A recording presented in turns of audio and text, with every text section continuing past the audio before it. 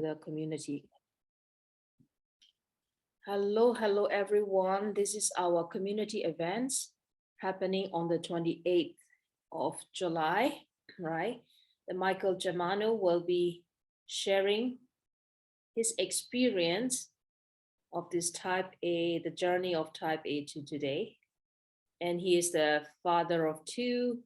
And pardon me, I forgot your kid's name, but I have to read it through. But I mean, his wife name is June. I met her, when I was in the New York City and before the first baby was coming. And Michael has been now, yeah, Annabella and Edith. Yeah, AA, yes, all the type A. Annabella and Edith. He has amazing kids and they all are very intelligent, like himself, because he is a high achiever. He would like to achieve things. He's a truth seeker and he is very much open-minded, open-hearted, and we've been working together and knowing each other for more than 4 years, maybe, or nearly 4 years, roundabout. So I'm very proud and for his development, for his open-heartedness, and of course, I learned a lot from him. Like everyone that we are coming together, we always learn from each other. So I would like to, yeah, give this room for Michael Germano and to share his experience, to share his journey so far. Please take it Yeah, away. thanks, Nanda. Thank you. As a prelude, I want to acknowledge I'm very nervous, in part because what I'm sharing today is intimately personal, and I'm also sharing a lot with a limited amount of time and context. So today, with that in mind, I'm going to share some highlights of my journey transitioning from the type A programming of my upbringing to becoming a mindfulness and wellness centered soul. And with that, I also acknowledge that I'm still a soul in progress. I always will be, and I'm honored and humbled to share some key bullet points in my progression today, and hopeful that each of you will leave today with at least one nugget of value.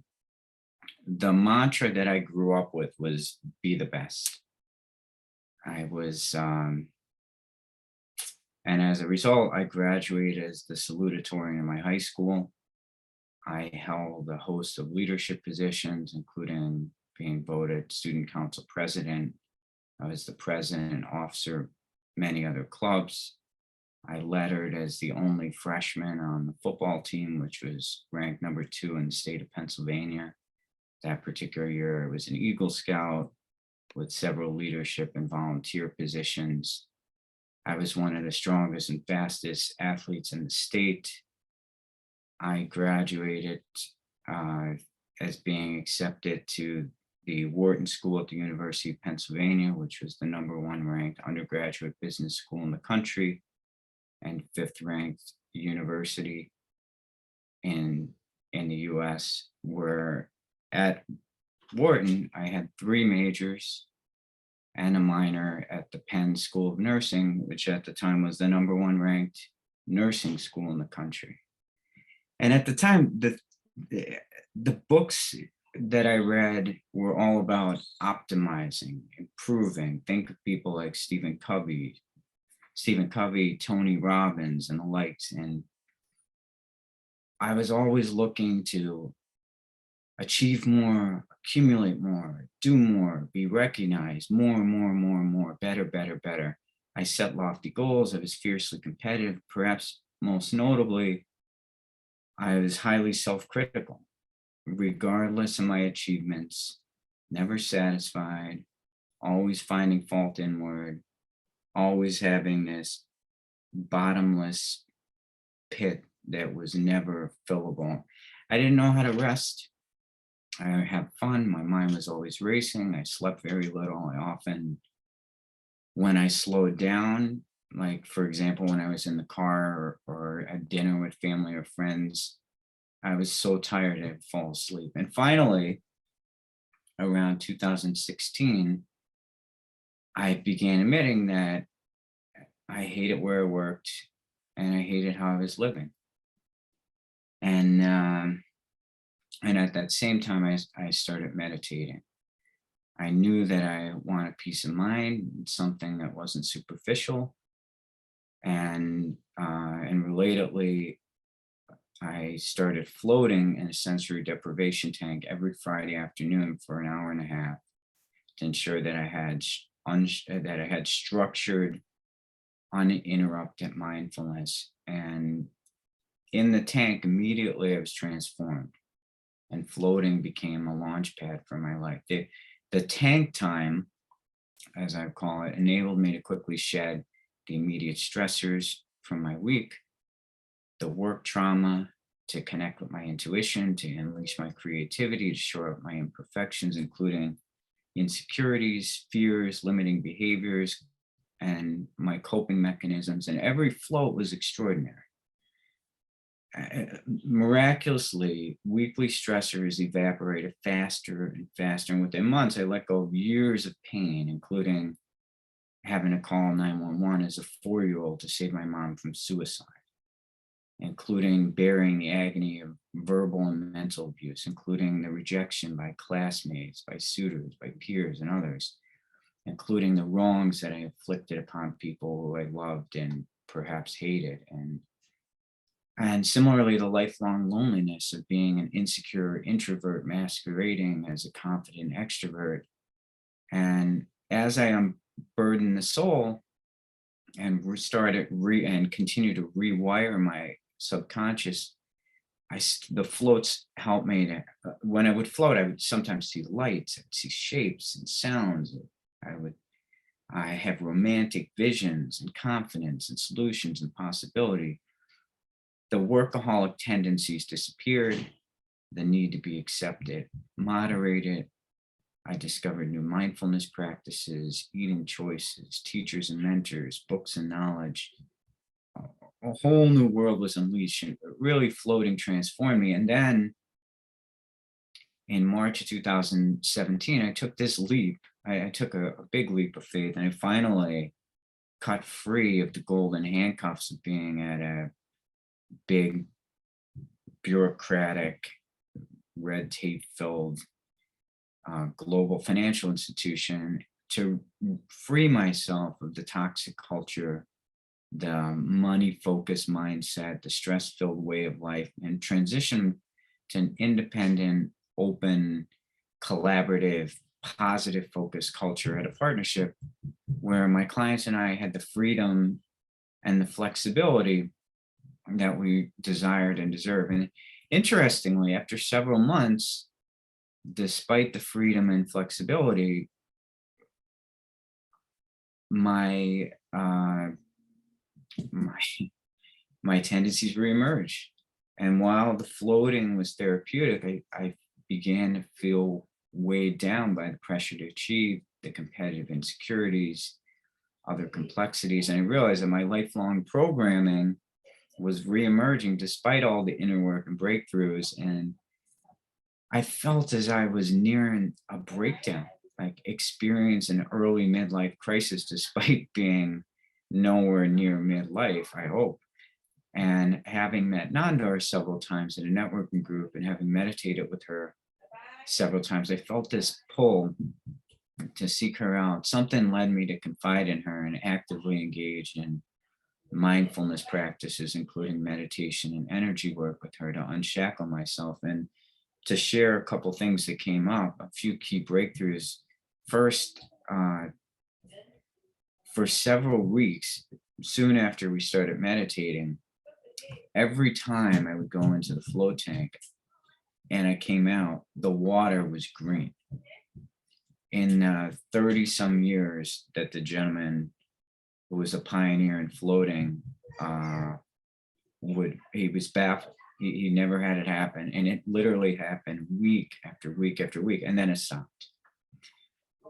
The second thing generally was improving relationships, especially with my mom and dad. And miraculously related to that, during a beginning of life regression session, in other words, a session where Nandar took me back to my birth, I realized that at birth, I decided that I needed to parent my parents.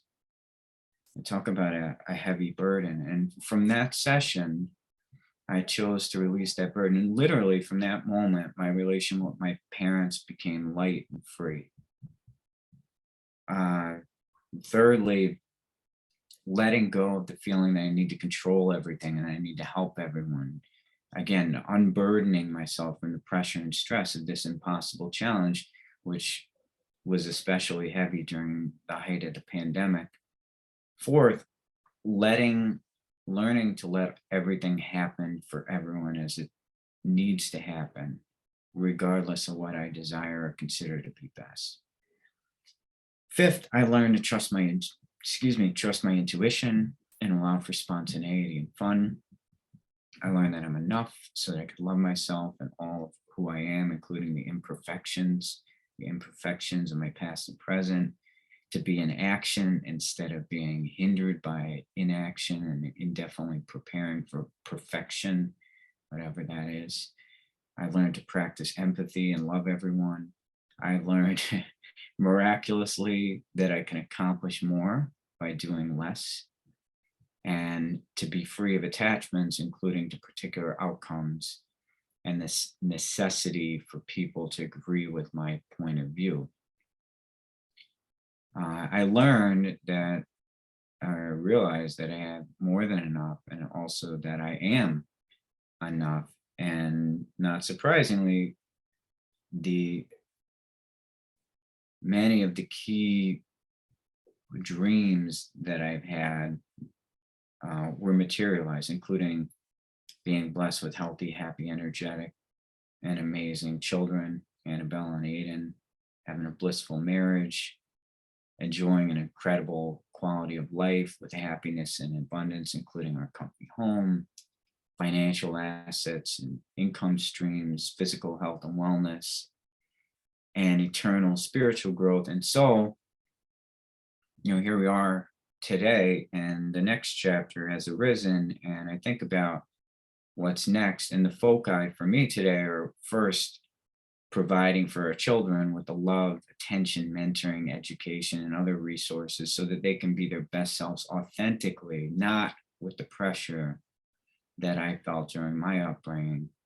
Two, giving to the world both financially and more importantly, by promoting healthy, positive, wellness centered living and inspiring others to do the same.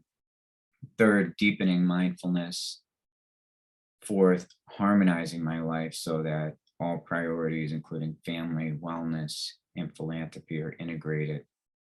Fifth, closing the gap between my potential and my present so that I could be my best self authentically.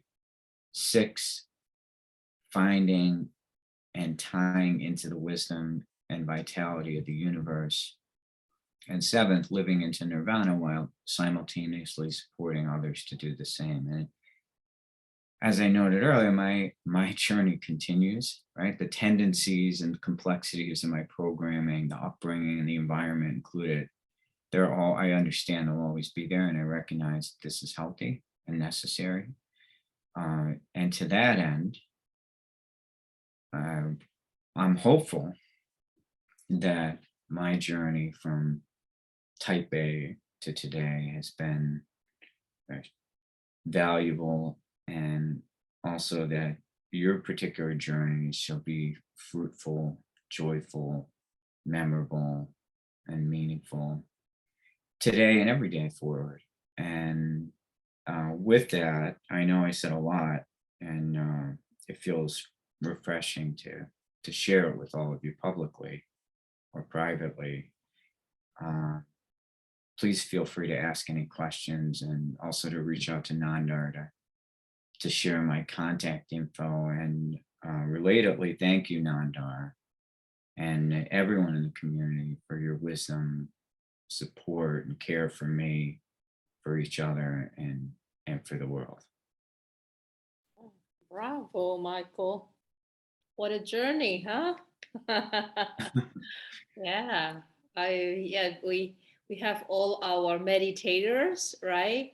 And Sue, William, Svetlana, and Jen is somewhere in the way. So we are wrapping up our level 3 5 months program, and we'll be having that one session more next week. And so this is one of this assignment we have to do, about to tell our journey. So you did that beautifully. So I would like to give room to anyone in the room and to ask questions about the Michael journey and any feedback he would like to say about his vulnerability. Of course, you can hear his heart. Yeah, William. Yes, as you can see, I'm driving. Michael, you kind of just blew me away, brother. I learned so much about you. It allows me to put together some of the puzzle pieces, and not only just your biography, which I didn't know any of that either, but really just sort of what you've been through. And I just want to thank you for really sharing. You shared very deeply just now, and it just, even driving, and it really, I have chills right now, and it really affected me, and I'm just grateful. So grateful. My pleasure, William. Thank you. Thank you, William. Yeah, William and Michael has been knowing each other for a while, but this presentation has really blew me away as well. Anyone else? Who else? Sue, please. Yes, I have to say the same thing, Michael. We've been working together, right, with Nandor for such a long time, and to get so much information in such a short time about you, and it does help put the pieces together for watching your growth and understanding. And your vulnerability today is just amazing. Like even those of us who have been doing this work for so long, I just feel you so deeply. And appreciate you sharing that. So, and honestly, watching your growth over this past time that we spent together has been such a joy. So thank you for sharing it. Thanks, Sue.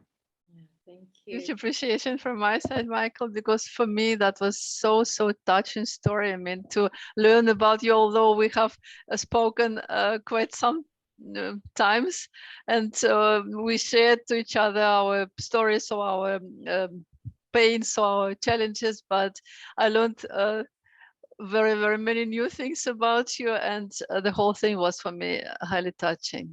Thank you so much. Thanks, Svetlana. Thank you, Michael. Yeah, what I'm fascinated about you is you're very much connected with your heart, right? Because you're introverted and you now accept yourself, because you was thinking you're fighting yourself. Though you are an introvert, you have to be extroverted. Right now it's all come together. You can be introverted, you can be yourself, and you can also be successful.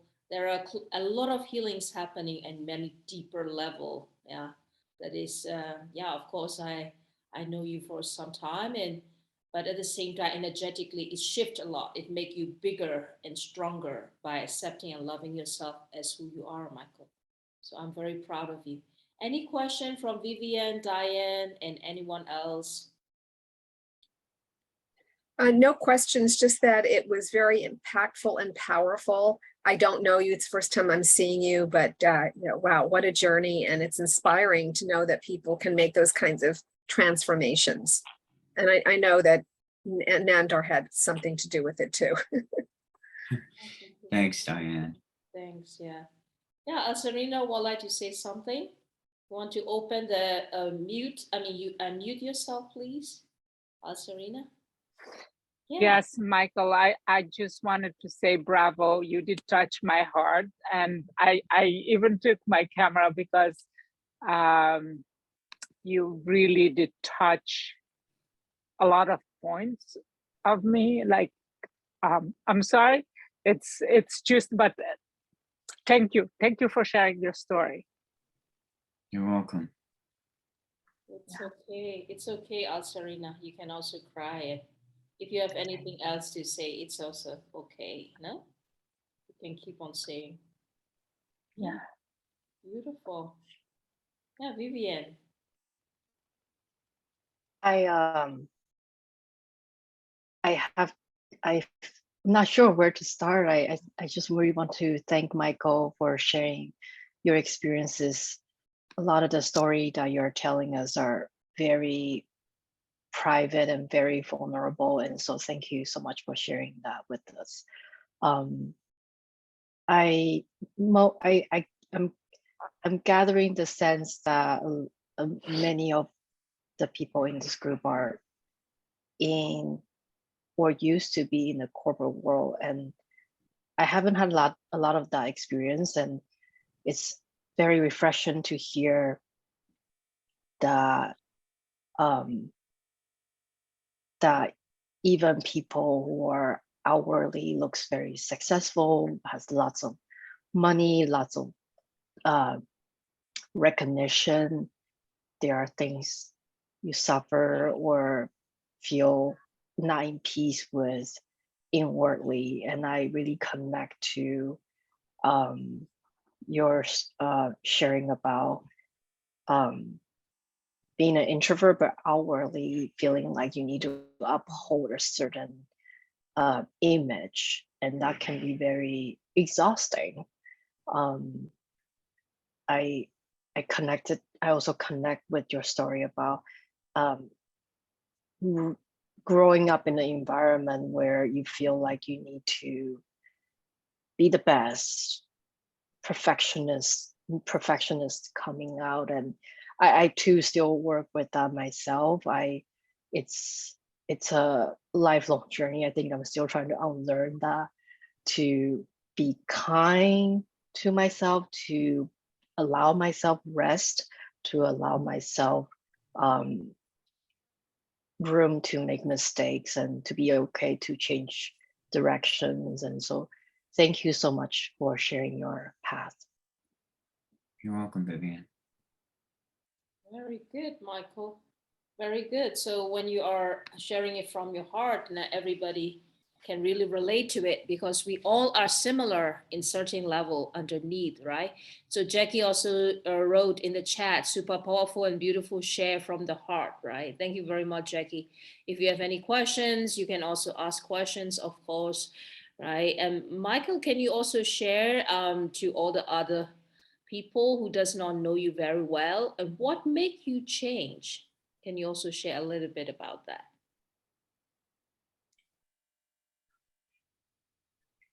It's tough to pinpoint one specific watershed moment, but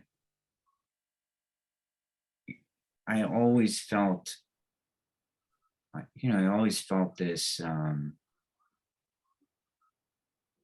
like something was missing, right? Like there was something unfulfilled. And regardless, perhaps even as my outwardly success, recognition, financial situation got better, it was almost like the hole got bigger still, right? It was just insatiable.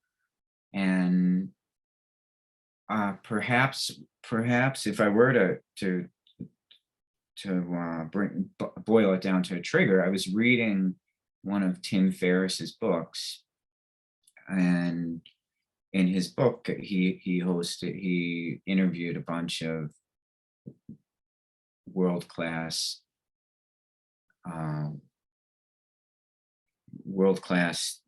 champions in their industries and in the world, and they were all sharing things about their journey. And two of the ones that struck me were mindfulness, as well as flotation, which is also mindfulness related. And it that perhaps was kind of a reminder to me, or help start that fire to start meditating regularly. And then, being a structured person who's a goal, my historical self being structured and disciplined, as a result, I decided that doing a weekly flotation session for 90 minutes when I'm stuck with myself, with no light, with no sound, with no gravity, with no necessity to control my body temperature, that it would force me, or give me that space to be with myself, to start doing the inner work. And then it all dovetailed together. And I started being introduced to new teachers and to different books and to different ways of thinking and retreats. And then we started working together, and that was kind of the next chapter, if you will, or, springboard. Mm. And, here we are today, and there's still a long way to go. And at the same time, I'm very comfortable that where I am today is exactly where I need to be. Yeah, beautiful. Whereas before, regardless of my achievements, it was never enough. I was never, there was always something more and more and more. There was just this insatiable hole and gap and void. And now it's like, yeah, there are areas where we can improve, but I don't need to do it today. I don't need to be self-critical. I don't want to dismiss something that needs attention, but Yeah. there's this harmony between, seeing things the way they are and not creating a story around it. Which is, which is something I hope that everyone can integrate into their lives. Because I mean, to look at my life today relative to then, it's like night and day, so much better. Yeah. Beautiful, Michael. Thank you very much for sharing your journey. And what I feel and see and hear is that you found peace in your heart, right? You found peace in your heart of your upbringing in the past, and you also know where you're heading towards. You also can find the resilience in the daily life, right? And you have a great intention to live, your everyday life. And of course, you have a great intention to contribute to the world, right? To the people around you. And with that great intention, you also draw great people who can support you to live this vision. So with that, I just would like to wrap up our community events. So this weekend, if anyone would like to come and join us, to meditate, it will be the next Monday. So you can join our community, and I can send this link to each individuals if you do not yet done that. So Michael, thank you very much again for sharing your, a journey from your heart. And you can also see that how these people just shift, inside of them, though they cannot pinpoint on it, it will make a great ripple effect for their life as well. So with that, love you all as always, sending love and light to all of you, and see you next time very soon. Take care. Bye-bye. Nantar, Thank you. Bye-bye. Cheers. Thank you. is it this coming Monday? Yes, this coming Monday. And you're sending us a link? I was sending the link. Yeah. Okay. Take Thank care, you. Diane. Thank you, Michael. Thank you. Bye-bye. Bye.